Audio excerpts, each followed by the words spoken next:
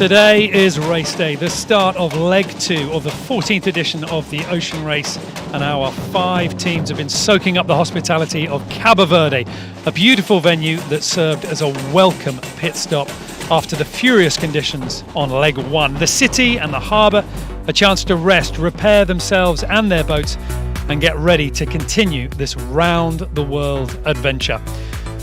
Our teams have been busy at work getting ready for leg 2, and this is what is waiting for them out on the racecourse at the moment. 10 to 15 kilometres per hour, wind from the northeast, and it's going to be pretty tricky for those sailors to get themselves out. Leg 1 complete, leg 2 about to start, and each of these legs that we have seen our sailors taking on here, just one piece of a puzzle that is a piece of that global race around the world. The race is divided into 7 legs. It starts with a sprint from Alicante, Spain to Cabo Verde. From there, it's down to the southern tip of Africa to Cape Town, which has been a regular host of the race. Next up is a record-breaking leg, the longest racing distance in the 50-year history of the race. 12,750 nautical miles, a 1-month marathon through the Southern Ocean from Cape Town to Itajaí, Brazil. This leg is worth double points, so it's crucial for teams to get it right. After the stop in Brazil, the boats head north across the equator and up to Newport on the east coast of the United States. The boats return to Europe on another double points leg with a transatlantic crossing to Aarhus, Denmark, followed by a flyby in Kiel, Germany, en route to The Hague in the Netherlands, and finally into the Mediterranean with the grand finale, this offshore leg to Geneva, Italy. Sam Davies, former Ocean Race skipper, is here with me in the commentary box for the racing today. Sam, a tricky leg, a tricky race, and it's tricky right from the start gun. Yeah, no, really tricky today. There's not much trade winds today, so it's going to be light wind start and tricky tactics to get out of Cape Verde. And they have tucked this start line right into the harbour, so it's certainly going to be challenging for our teams. But let's get a closer look at each of those teams out on the water and find out what shape they are going to be in. Well, Team Wholesome PRB, Kevin Escoffier and his team took the win into Cabo Verde after fighting for every mile. Tactically, this team played a very smart game, but their boat did suffer some teething problems and breakages, so this pit stop was a welcome relief. 11th Hour Racing team and skipper Charlie Enright had to settle for second place after being overtaken by Team Wholesome PRB on the Spanish coast, but this crew has shown they won't be beaten easily and have plenty of speed to rely on. Team Milizia had a strong performance on leg 1, finishing 3rd, a result that will leave them with confidence if it wasn't for this 4th crew change. Skipper Boris Herman is out with an injured foot, and stepping up to the top spot, Will Harris, skilled and experienced, but with big boots to fill. Biotherm and skipper Paul Mayer, they led the fleet out of Alicante but was pulled back into the pack after the first 24 hours. They didn't find a chance to break out again, but leg 2, with its more open, wider racetrack, could be a much more to their style. Guyot Environment Team Europe, they won't be happy with their 5th place result in leg 1, but all that is behind them. For leg 2, match racing world champion Anne-Claire Lebert is on board, as well as Sébastien Samon filling in for co-skipper Benjamin Dutroux. So let's see if this team can find their form. And there is Guyot Environment Team Europe on the water at the moment.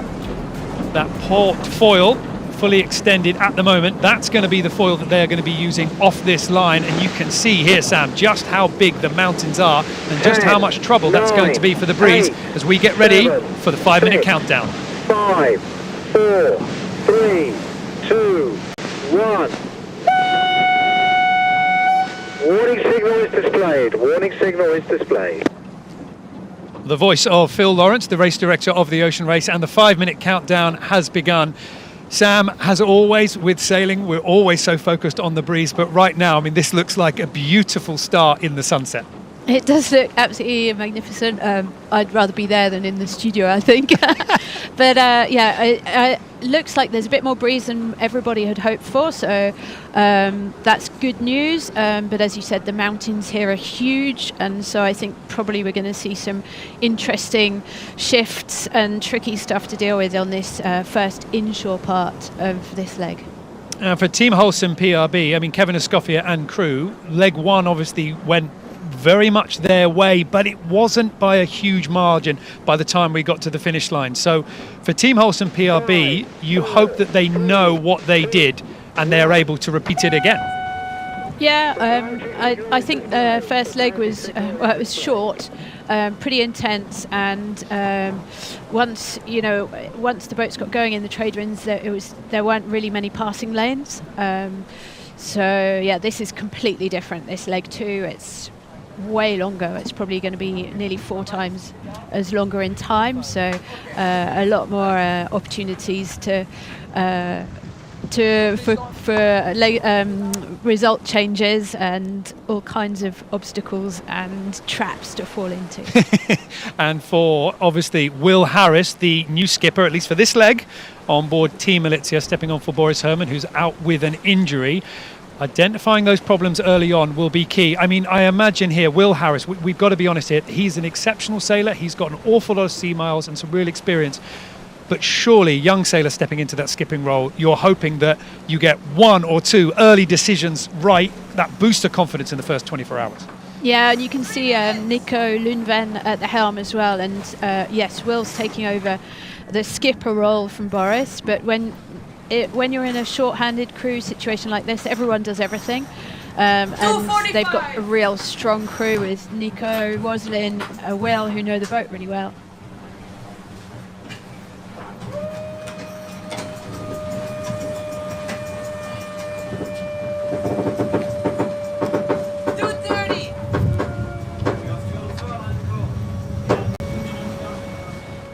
Well, nice for Rosalind Kuiper on board Team Militia. Just to confirm that our start line clock is in sync. We are just approaching the 2-minute countdown and the race hasn't even begun, and you're seeing how hard they're having to work. Now, Sam, biotherm here, getting ready for the start, and that masthead code 0 coming out here. It's a reaching start. We're expecting to see these big reaching sails in play. Yeah, they're not perhaps not the biggest sail in the sail wardrobe, but yeah, the code 0, which is probably the most flexible sail that they can use at every angle of sail in this or under 10 knots of wind speed. And yeah, this will be the sail that will get them fastest to that first mark and probably get them all the way around. We'll probably see them using that sail all the way around this first part of the race course. They've also got their outriggers, so I'm not sure that they're going to be trimming that sail from these outriggers, but that's a sign that they're potentially going to be changing to a Spinnaker or a bigger downwind sail once they've got out of the inshore course. And with the breeze as forecast, with the breeze that you've been talking us through, that's completely true to form, because we are imagining that almost if you break up this first reach towards leg 1, that first turning mark, every 100 meters the breeze is going to be different. Perhaps a different angle, but certainly a different amount of pressure as we now hit into that 1 minute mark. 1 minute before these boats have to depart Cabo Verde and head off on leg 2. 4,600 nautical miles as we go on board now with Guyot Environment Team Europe. Robert Stanjek on the helm. Quite a change on board this team here.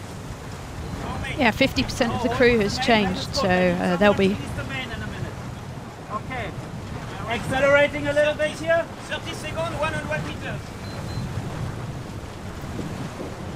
Okay, ready on the man. I need it. Robert Stanjek working the crew hard. 23 seconds, 80 meters. Guyot Environment Team Europe did not come off the line well in Alicante.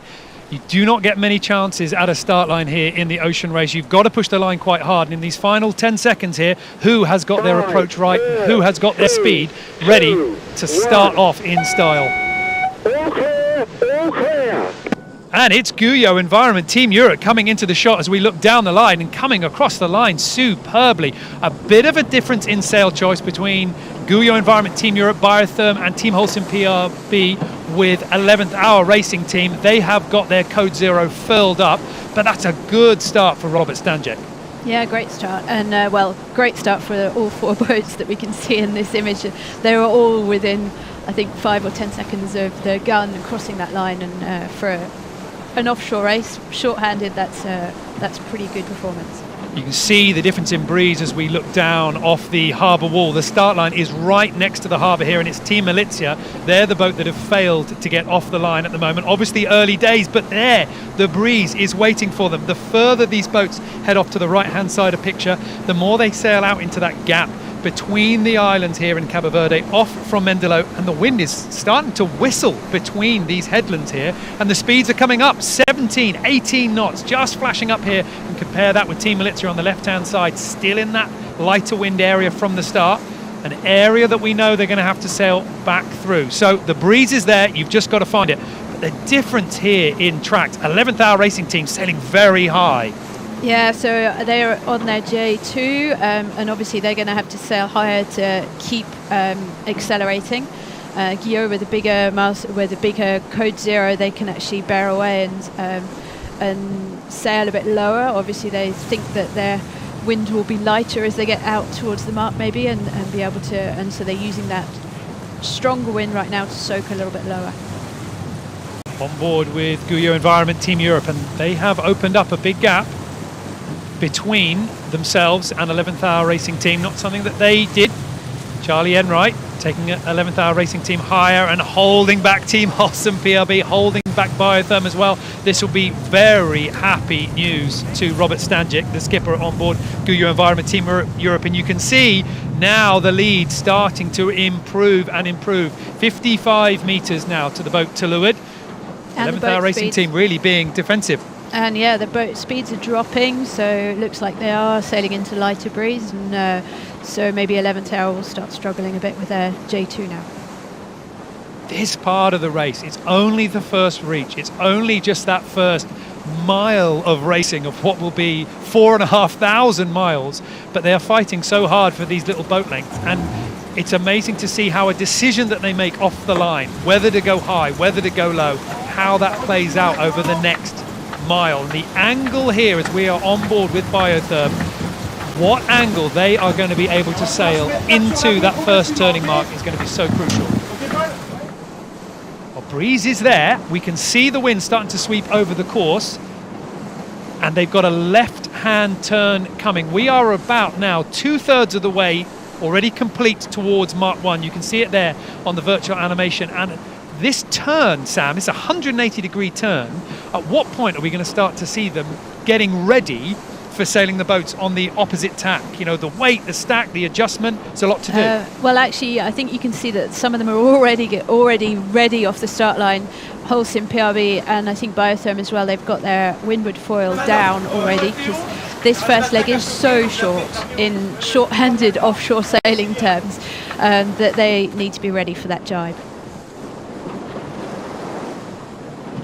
Biotherm just to windward at the moment of Team Holcim PRB. It's Guyot Environment Team Europe still very much in the lead at the moment, but to leeward, and that first mark now coming into view. Where is Guyot Environment Team Europe? I think they have lost out. It's the boats to windward who've got the breeze first, that higher lane, even though it put them behind in the early stages of this first reaching leg.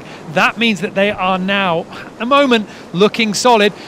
If you're fans of Guyot Environment Team Europe, you'll be hoping they come into view on the left-hand side of your picture, and they are just out of shot. But look at Team Holcim PRB with that big code 0, putting the bow up at the moment, clearing their quarter from Biotherm. Paul Mayer behind Biotherm, now lining up for that turn. It's not about being first, second, it's about how aggressively you manage to turn around this mark. Biotherm behind, higher. They have an opportunity here to make a smooth turn on the inside. Team Holcim PRB holding a high course at the moment. The mark to the left, and that is why Guyot Environment Team Europe are the boat on the inside. They have been able to hold on to that left-hand turn. They look set to turn on the inside. On the right-hand side of the picture, Team Holcim PRB now going round that code 0. It's still out. It's a late furl if indeed they're going to do it. And Guyot Environment Team Europe will be rounding Mark 1 in the lead. They held onto that left hand, that leeward position, forcing the other two boats wide. That's put Team Holson PRB on the high line, and has it opened the door for 11th Hour Racing Team as well. This looks like an easy maneuver, simply turning around and heading back the way you go. But it's not really something that you're meant to do in these Imokas. It's pretty tricky jibing the Imokas. There's light enough wind to be able to throw the jibe right the way through. Quite often offshore we actually goose wing the head sail before we pass the main across, which is what Biotherm are doing right now. But yeah, as we say, it's always tricky with only 4 winches in the cockpit. Guyot have got 5, so a little advantage for them. Maybe that helped them do that jibe a little bit quicker than the others.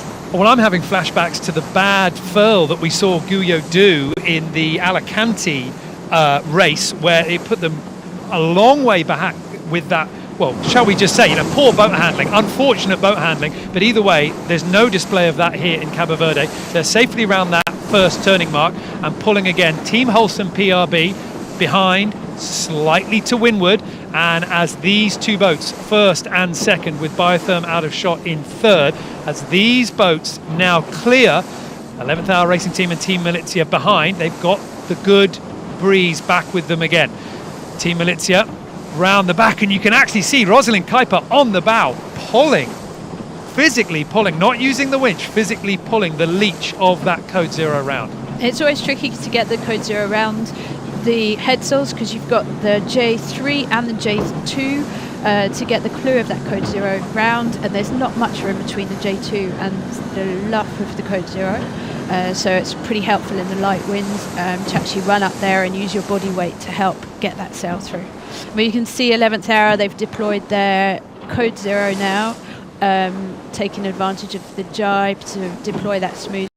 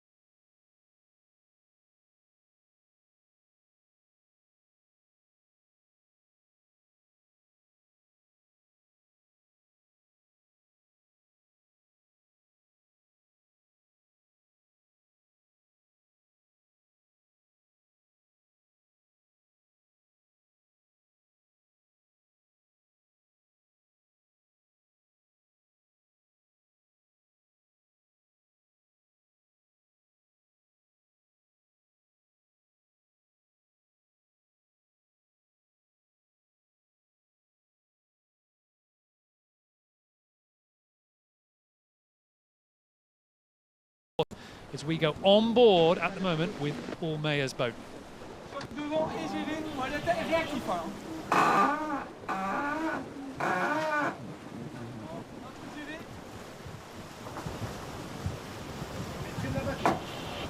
So you could just hear Paul Meyer, the skipper, biotherm skipper, talking in French. He's on the helm and he can really feel what trim he needs. So he's helping the crew who are in the cockpit change the trim for him to make the boat go as fast as possible. Guyot Environment Team Europe have reached that final turning mark of the import section. There you can see that white rib. That is the mark, and it's another good, smooth turn for Guyot Environment Team Europe. It's less wind than what we saw in Alicante, so the furl is easier, and as I say, the furl is easier. Take a look at Team Holcim PRB. They will get that under control, but you can see how the split-second difference in timing means that drop of speed while you're still wrestling with that leech of the Code Zero. 11th Hour Racing Team hoping for a smooth turn here just in front of them, but wide of the mark, so wide they've actually slipped out of shot is Biotherm. So a chance here for Charlie Enright to slip into that windward position. And the exit positions from this mark, Sam, are going to be important because they're going to be on this jibe now for a while. If you've got clear breeze, it's going to be with you for, well, potentially the next 30 minutes or longer. Yeah, Niall, because now they'll be heading, in theory, unless someone's got some really radical strategy, they'll be heading slightly lower on this next leg as their goal now is to head south and eventually southeast once they get around this island, downwind into downwind to get out of the islands. I was looking on the decks to see if anyone's got another sail on deck ready to do a change, if they think there's enough breeze to go change to a Spinnaker. But it looks to me like they're all going to stay on their Code Zeros for now. The Biotherm have got their Spinnaker on the bow there, A2. You can see the sail there ready to go. I think Biotherm are playing a longer game, and we did wonder exactly what happened at that turning mark because Biotherm rounded, or certainly came in to that turning mark in third place, but they have sailed so wide round that turn. It was such a long period of time before they managed to get that Code Zero on the other side, the main under control, and then up to what should be a course angle. The 11th Hour Racing Team are now ahead of them. So it's Guyot Environment Team Europe in first place, Biotherm in second, and Team Holcim PRB in third at the moment.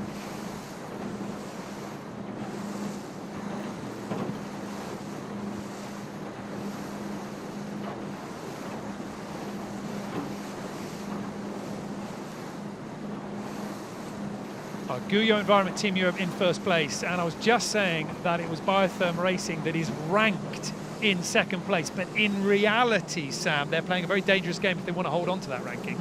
Yeah, I'm not sure where the rankings, if the rankings are counting the next mark as Cape Town, then in theory they could potentially be right now in second place.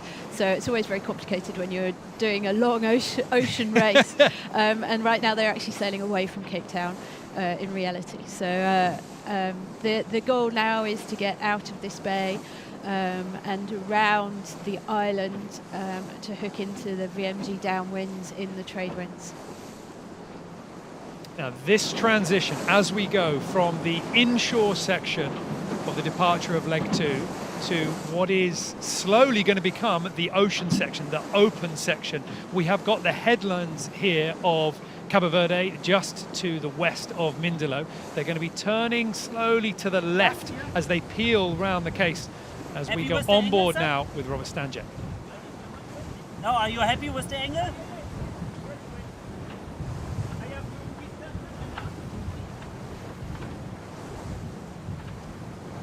Sam, every helm, every skipper, everybody on a tiller, whether you're a beginner or an experienced Olympian, everybody's got a different style. Robert Stanjek always seems very intense when he's holding onto the helm. I think it's a pretty intense moment. Right at the beginning of the leg, they're in the lead, so there's pressure on them, and you can see him looking backwards. He's getting the feel of the boat, and he's asking. I think he's asking Seb if he's sailing with the right angle. Obviously, you're looking at the other boats to see if you can manage to sail a tiny bit lower without losing speed. So that's the comms, the communication loop that's going on at the moment is trying to sail as low and fast as possible, and big communication between the helmsman and the trimmers. You can see Holcim PRB going for a peel. So I guess they're going to peel to a masthead zero, a bigger surface area from the bowsprit. So maybe they don't have a Spinnaker in their sail configuration.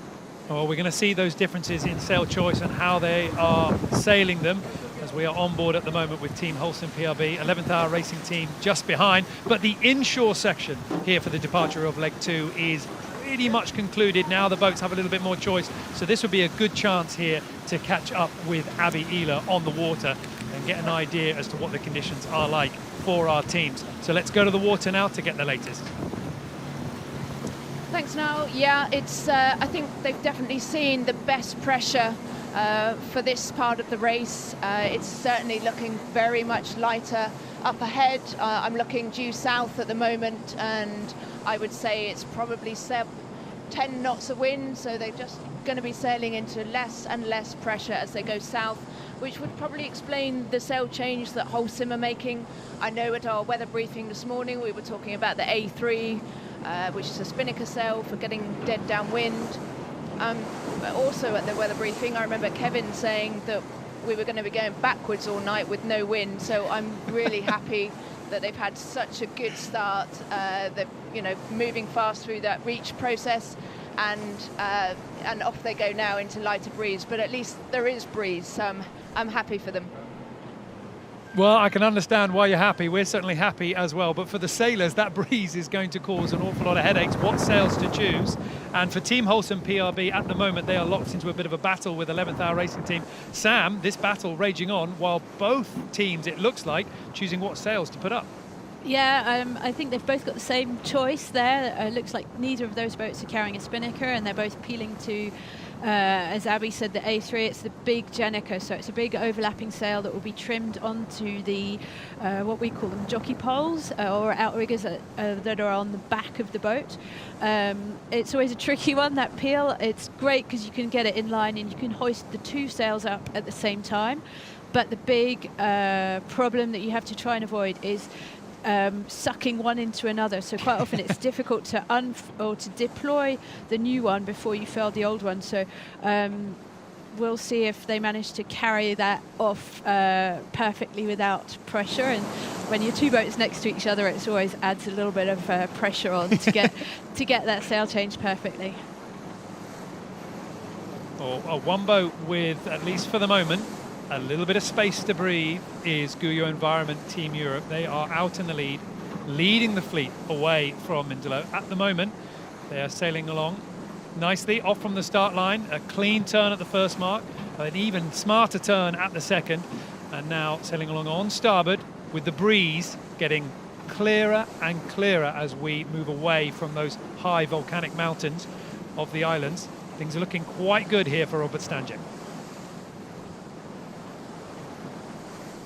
Oh, Sam, we're talking about this sail change, and either it's taking a while to get everything ready and they don't want to rush it, or they are hedging their bets because these furled A3s have been up for a while but not deployed. Well, Holcim have deployed, so they're on their A3, and you can see the difference in size between their A3 and 11th hour's J0. Looks like we're just about to see an unfurl on 11th hour.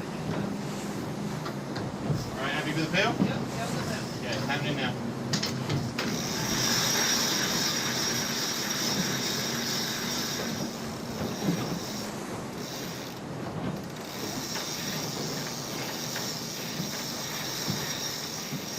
Always easy to make a decision about what sail you're going to go for when your opponent just ahead goes for the same one and you think, well, that seems to be flying, that seems to be working. So Simon Fisher and Justine Latru down below on the pumps. And there you can see that big, baggy Code Zero, the large downwind, light wind sail being deployed now. And looking quite nicely on this wind angle. Now it's being trimmed on. The old J sail will be furled on the inside, clearing the breeze for this sail. And these two look set. I mean, at the finish line in Cabo Verde, there wasn't too much between them, but that was after several days of racing. I mean, if they're going to start racing like this with a boat length between them, they are in for a very stressful evening. I think it's more than a stressful evening. I think it's a stressful next 36 hours because they're sailing out. The trade wind's not blowing very well at the moment, and there's going to be some trade winds forming, and it's going to be the first boat that gets there that will really get an advantage. Yeah, big pressure on tonight to be the first boat to touch the new trade winds. Just as we go here to the leaders with Guyot Environment Team Europe, I know they've just gone out of shot, but with behind them, Team Holcim PRB and 11th Hour Racing Team, both of those boats looked like they were sailing quite high, neither one wanting to bear away. But Robert Stanjek and the crew on board Guyot Environment Team Europe look much freer off the breeze. I guess this is the advantage that comes with being in the lead and having a bit of clear air on your quarter. Yeah, exactly. When you're two boats so close, you obviously push each other higher and higher, and there's a bit of a race goes on, and sometimes you have to take that decision to look at the bigger picture and not match race. And you can see on deck with Guyot Environment, they're preparing their Spinnaker, which is a bit of a trickier sail change because the Spinnaker is in a sock. So you've got to hoist that up, and then generally you'll have to furl the code 0 before you can deploy the Spinnaker from its sock. And there's a lot more, well, it's a lot trickier because you can get lines twisted a bit easier. I'd say it's a high tariff maneuver, but they've got a bit of a breathing space to get that done. What a difference for these sailors. Handling these Amokas in these conditions, flat water, is something that they have been longing for on the 5 days of leg 1.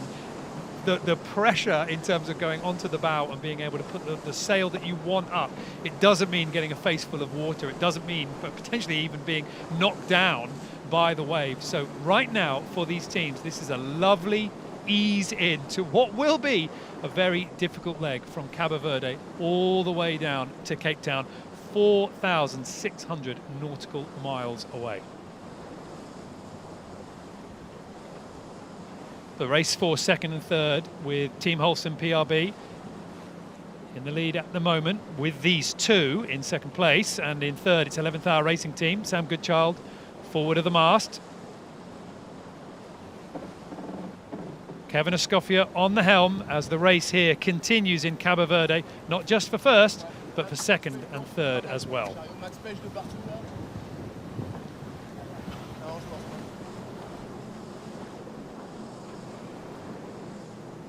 Well, both of these teams, I'm waiting for the moment where they look like they have really freed themselves up from the breeze, because as you look through their sails, through their rig, you can see Biotherm, with what appears to be a proper Spinnaker, sailing lower, a more direct route, and you wonder whether these two are just going to kind of battle each other out of the course a bit.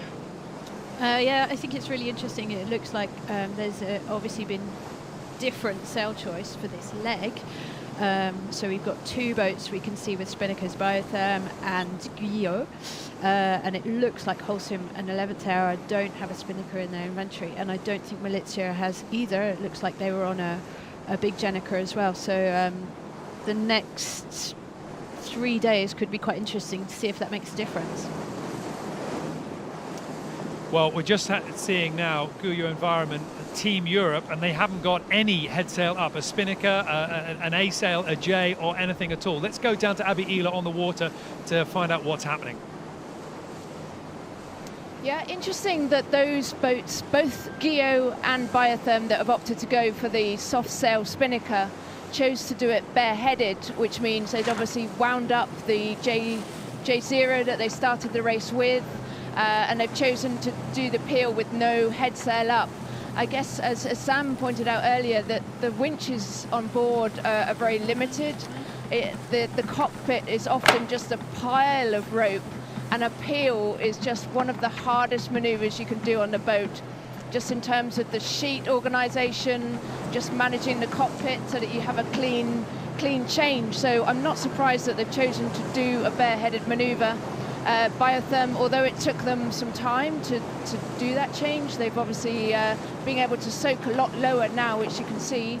Guyot looked to be having a little bit of a shocker with the Spinnaker, but once underway they'll be able to soak a lot lower than Holcim and 11th Hour. Well, thanks, Abby. Guyot Environment Team Europe now with that Spinnaker up. But I mean, Sam, I mean, she's right. It's a decision to say, okay, we do not want a mistake at this early stage. We don't want to tangle. We don't want something to go wrong. Playing the longer game. Yeah, exactly. And as Abby said, that especially that peel to Spinnaker is one of the hardest manoeuvres to do. And generally, it feels horrible furling the other sail up and going bareheaded. But often, if you take your time to do the manoeuvre, you end up not having any twists and end up doing a clean deploy of your Spinnaker, as it looks like they're doing right now. So it's a few meters lost, but in the general scheme of things of how far they've got to go to get to Cape Town, that's not too bad. Well, interesting to see here on this shot with Team Holcim PRB rigging up that windward outrigger on the back along with 11th Hour Racing Team. Both of these boats have sailed high, away from the short line of Cabo Verde, while everyone else has sailed low. There's going to be some manoeuvres and some tactical decisions to be made for all of our teams here over the next few minutes.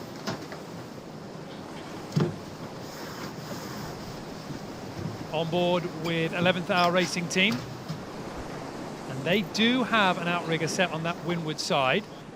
Sam, I know every Amoca down below is very different, but to the west coast of the island. Just trying to listen in to Summer Fisher. Are there any clues as to what they might be planning? Well, just looking at where they're going, they're obviously going to need to jibe to head south. I'm not sure how the wind is coming around the corner of that island, whether there's any kind of wind shadow that they have to avoid, or if they want to cut that as close as possible. And it sounded like Simon was talking about a waypoint, so they've probably got some game plan where they've put a kind of a road book in, so they're obviously aiming for a specific point to jibe on the ley line to start their zigzag round to the south. Currently, this is the boat that's starting this leg in last place. Team Militia, Will Harris as skipper, stepping up to replace Boris Herman with the injury to his foot, with an incident mixing food with boiling water. The view on board, just how much rope spaghetti there is at the bottom of the cockpit. I mean, Sam, Abby as well, everyone's been talking about how difficult it is to manage these boats around these corners and how quickly things can get, well, untidy is probably the kindest way to say it. And they still have some manoeuvres to go. But Nico Lundvall, the navigator there, on the tiller, there's been so much talk about autopilot, Sam, and it's such an essential piece of equipment when you're on board these boats. But for now, at least, a human being on the tiller. Yeah, the boats are sailing in really close confinement in a really unstable wind conditions. So having somebody driving the boat in these light winds, you tend to be a little bit more reactive to every single little tiny wind change. But actually, I wonder if they're just starting to go into autopilot mode. It looked like Nico was standing there, but he didn't actually have his hand on the tiller, and maybe he had his hand on the remote control, and he's just standing by and ready to kind of hit stop and take over if there is any kind of major wind change. You can see they've just put out their jockey pole to windward, so these boats generally, once you're sailing downwind, having that windward jockey pole ready doesn't really slow the boat down at all. So it's kind of the mode that you go once you know you're going to have to throw in jibes. It's almost an easy place to keep it. Well, there's a good view of the overall positions from our boat, and the two boats to the right-hand side of your picture, Biotherm and Guyot Environment Team Europe, those are the two that are using the Spinnakers, which is why we're seeing them sailing further south, further to the right-hand side of your picture. Team Holcim PRB, 11th Hour Racing Team and Team Militia at the moment all sailing with much more reaching sails, so sailing higher. There is some question about what the breeze is going to do on that coastline, a coastline that they have to go round, they have to pass on the leeward side of the island of Cabo Verde on their way down south towards the equator. But obviously, Team Holcim PRB and 11th Hour Racing Team are fighting it out and holding their course much closer to the breeze, with Biotherm and Guyot Environment Team Europe happy to soak at the moment. Yeah, there's two modes of sailing going on now, so it's hard to compare the boats. They've obviously you've got this low VMG soaking mode with the Spinnakers, and the 3 boats with the flat sails having to sail higher speeds, and they're going to have to cover more distance as they VMG downwind. And it was actually interesting now, I did some weather routing yesterday, and it looks like the new breeze, the trade winds they have to try and hook into are really to the east, and so they are really going to have to pass through the wind shadow of this first island, and so this tonight, as Abby was saying, they could potentially doing some backwards sailing. It's one of the things that I think is quite pure about offshore sailing, and certainly for the ocean race, and I know, other events as well, is offshore. Yes, you are fighting against the competitors, but you are also fighting against the conditions, and just that simple battle can mean that, well, there's no wind, there's too much wind. It doesn't matter. You get out there and you try and do your best. Right now, this is about as soft a introduction into this race as they could have. For leg 2, they are starting in shorts and t-shirt, in sunshine, in warmth, but as you can see, as we go on board with Team Lizia, work to do. Du coup, Sousti, il arrive à naviguer plus bas, donc il doit choper peut-être plus... Ouais. Parce que, tu vois, là, on est à peu près... So that was a bit of a discussion. Jan and Nico, 2 Figaro sailors, 2 Figaro winners, talking about tactics and strategy and trying to compare their angle and speed with the boats that are sailing under Spinnaker. Obviously it's real close, almost inshore mode tactics still, which will probably be the mode that they're sailing in for the next 24 hours, really close racing and jibe for jibe, trying to gain metre by metre on the boat next to you, and probably not letting the boats out of view. What started as a slight difference in sailing mode with those different sails now has gone into something enormous. I mean, we're watching here Team Holcim PRB, just to the other side of them is 11th Hour Racing Team. It is enormous, the difference in angles here. We have got 3 boats whose strategy is absolutely to sail due west, and we've got other teams who are trying to get some south sailing in as they can. I mean, is that a difference in design? Are people just simply playing into the strength of their boats, or a difference in sail selection? They pack certain sails for this leg, and that's going to be their strategy. That's it. Yeah, I think it's the sail selection, the sail choice is really important here, and it's going to be really interesting. And there are definitely 2 ways of thinking, and one is to you can get an advantage with the Spinnaker, but in such a small range of wind. So it's from about this kind of 8 knots true wind speed to probably about 14 knots true wind speed, where you get an advantage when it really is VMG downwind with the Spinnaker. But overall and around the world, or on a leg, are you going to have enough of those conditions for it being worth taking the Spinnaker, for the risk of a Spinnaker is a more fragile sail? If you push it a little bit too far in the wind range, you could blow it up. Or is it better to have one of these masthead, a little bit tougher sails that can sail a bigger range on board? And it's a really hard choice of sail to make, especially for a leg like this, which starts in no wind and it's going to go and sail in the Southern Ocean. And it bakes in those navigational choices that you ultimately have to make. It's amazing how a simple choice can really have so many ramifications over the miles. We've just seen 11th Hour Racing Team jibe. We knew it was coming. We knew they were set for it. But there's a big difference here in the breeze. The question is how much wind do we see into the coast? How much wind is off? We have got Team Lizia right now. They are furling up the stay sail that they were using inside their A3. And that could be because they are also getting ready to jibe as well here, following on from that example for 11th Hour Racing Team. But you can see just down to leeward how well that soaking mode with that Spinnaker, the Biotherm have been able to put on something very strong down below. As we go on board at the moment with Team Lizia, Nico Lundven on the helm, searching for breeze here in Cabo Verde.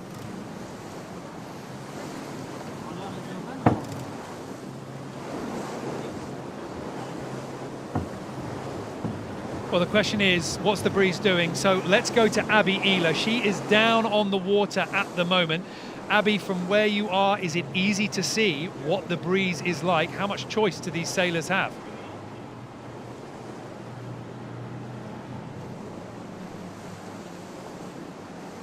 We're going to come back to Abby in just a moment. They are repositioning to try and get an idea of what that breeze is like from the cliffs. As we see now, Team Militia jibing behind.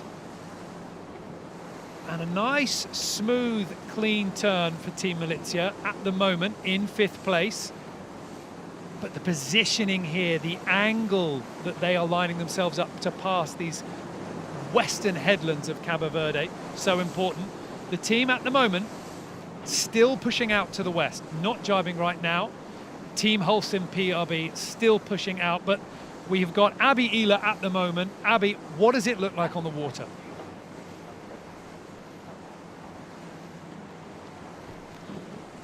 So yeah, we've seen most of the boats have jibed now. Holcim have chosen to extend. I know that they'll be trying to get the acceleration that's apparent down the middle of the islands. And this will play out through the night as they progress down to the islands further south. There's acceleration through the islands, but then you're going to have to deal with the wind shadow around the island. So it's kind of a catch-22 scenario. But I'm pretty sure, based on our briefing this morning, that Team Holcim will be wanting to get the acceleration of breeze, which is probably why they're holding out on starboard jibe. Meanwhile, the rest of the fleet are choosing to stick a little closer to the coast and are all now on port jibe. Well, thanks, Abby. I mean, we have got the same problem, Sam, haven't we? That the sailors have got the view that we've got from the water level with that setting sun. Normally you can see those patches of breeze, but as that sun comes down, you know, you've had a chance to get a bit of a good view. You've tried to read the topography, and you're just going to hope that your guess was right. Yeah, it's really hard. What I can see is how high those mountains are, and how scary that looks from as a sailor's point of view, and you know you're going to have to sail through underneath that. And there, yeah, as Abby was saying, it's the question is do you cut it close to the shore and hope that you can just sneak through a shorter distance of wind shadow, or do you try going a little bit further offshore, thinking that maybe there'll be a little bit less of a wind shadow effect, but you're going to have to sail through a longer distance of disturbed air? And yeah, that's the question. And whether at day or night, you have different effects as well. At night time, sometimes it can be a little bit easier. It's a really good point. The temperature is starting to run out now from the day. The sun is coming down. Things are getting much more disturbed on the race course, and with a bit of cold air sinking down, we might see a big change in the breeze. So hopefully our experienced navigators have made the right decisions for them to try and keep their boats moving.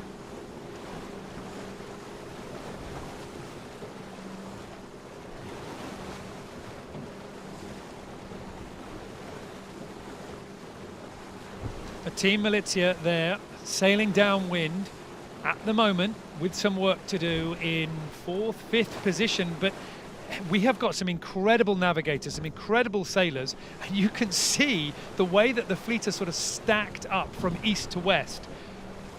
You can almost see where people think the breeze will be. I mean, everybody has kind of staked their intention to the board.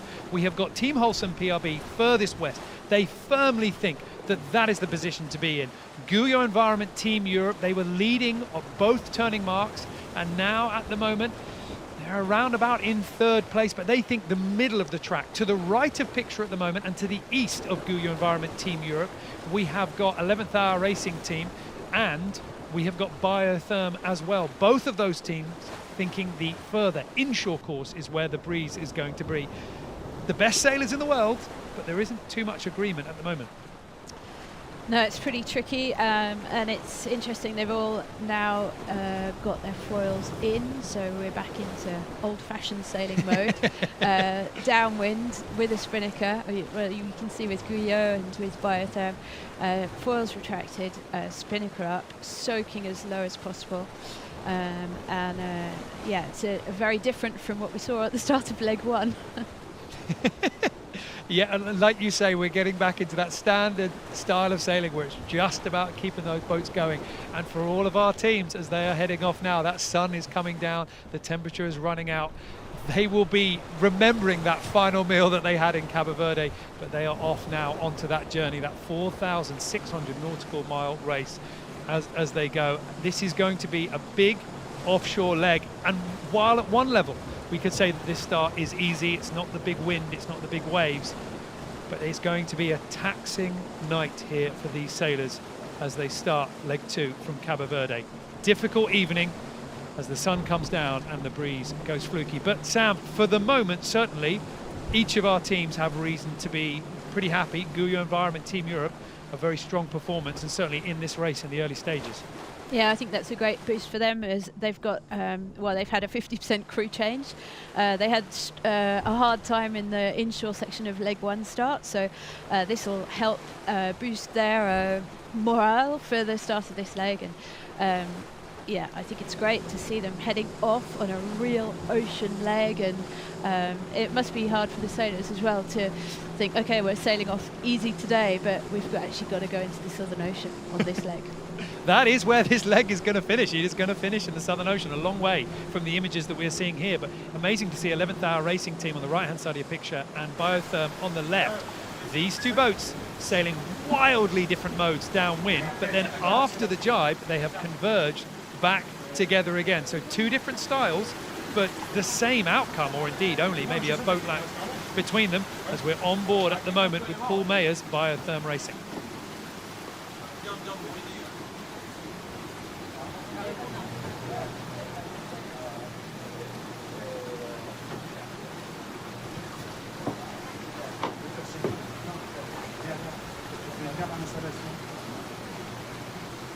Well, as the boats are leaving the shoreline of Cabo Verde and the sun is coming down, let's go back to Abby Ela out in the water for the latest.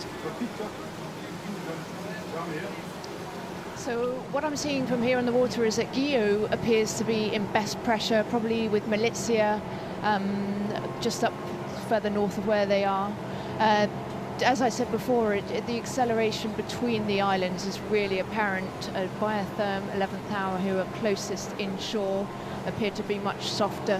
Wholesome, which extended over to the other side of the channel, they appear to be sailing a much lower angle. It's a little bit hard to say how much breeze they have over there, but definitely Guyot is in pressure, and they seem to have a great angle coming down the channel here. Oh, thanks, Abby. I mean, Sam, that's quite an incredible situation there for 11th Hour Racing Team. Light on the eastern side. Looks like potentially they are going to have to jibe back out because they are kind of locked into those higher lanes. All of our navigators here, all of our teams, they're going to have to play for their strength. They're going to have to work hard to make their boats work for them as leg 2 gets underway here in Cabo Verde. Just the beginning, the final 4,600 nautical miles still to go here, all the way to Cape Town.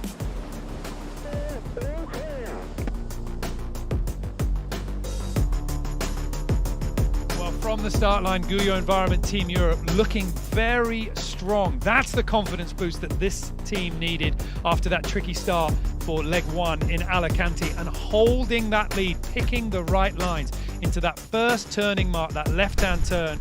Really important for Robert Stanjek here, as we can see, well, what every skipper wants to see when you're racing around an import course. Everybody behind you. Another good turn for Guyot Environment Team Europe, and closing down the advance from Team Wholesome PRB behind, who wasn't quite able to match that smooth transition from port to starboard and getting that code 0 onto the other side. All of our teams, though, being able to put in some good speeds, and then that transition patch, that difficult decision as to what sail you were going to put up, and ultimately what tactic you were going to follow for the next few hours. Team Wholesome PRB and 11th Hour Racing Team locked into a battle of much higher angles, and as we saw though for the whole fleet, as those two came together, especially with Biotherm much more happy on the eastern side of the course, all of those strategies really resulted in only 1 or 2 boat lengths between all of the teams. Well, back to live pictures with Guyot Environment Team Europe looking very happy with that Spinnaker. And as Abby was saying before, good pressure in those sails at the moment, and this is going to be very good news for Guyot Environment Team Europe. To the left, to the right, each of those boats not quite in the best of that wind funnel between the islands. Closer to shore, it's 11th Hour Racing Team, ranked first at the moment, but how true that position is based on where the breeze is best, we'll have to wait and see. Biotherm in second, Guyot Environment Team Europe, as we were saying, in third place, and then behind Team Malizia and Team Holson PRB further out to the west.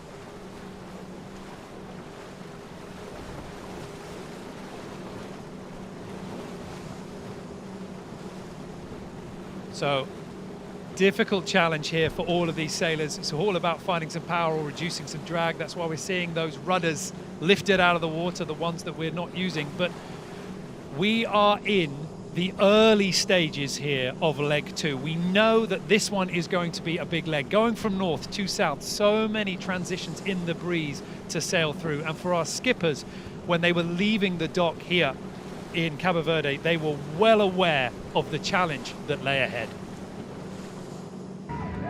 For this leg, actually the wind is a bit lighter than usually. It might be a little slower and longer on time, so yeah, we see what it brings. It's a tough long leg, this one. First 24 hours should be pretty light.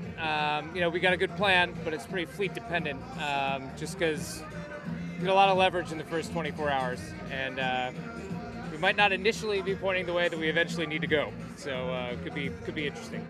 How do you handle the doldrums? Do you have tantrums? Do you get angry? No, it's okay, you know, and doldrums sometimes it could be quick as well. I've done it in 2021 for Jacques Vabre, it was okay, so I wish we have the same one than 2 years ago. You know, it's always been planned that I was going to take over from Boris from one or two of the legs, so it's just a bit earlier than expected at the moment, and you know, we've done some training, we're all ready. I've sailed so much with the team and with the boat, so I think I'm just feeling ready for it.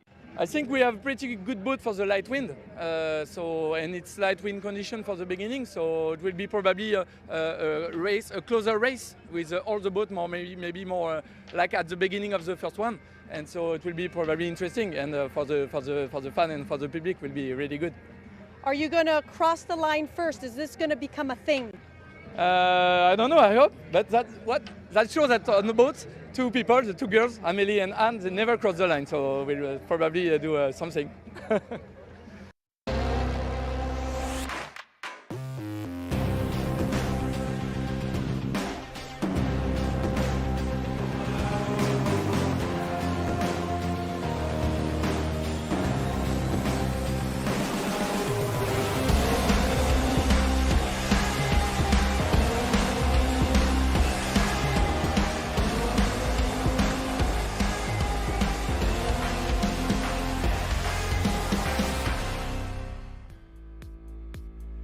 Cape Town is the destination, and Sam, leg 2 has got underway. As we predicted, it was tricky from the start. It was tricky, and I think the next 24 hours are going to be really tricky for the teams. I can't wait to watch. It's going to be light winds, it's going to be hard, but at least for our sailors, physically at the moment at least, it is not too difficult out there on the water. Leg 2 underway for the 14th edition of the Ocean Race. It certainly is set to be quite the challenge for our sailors out on the water on the way to Cape Town.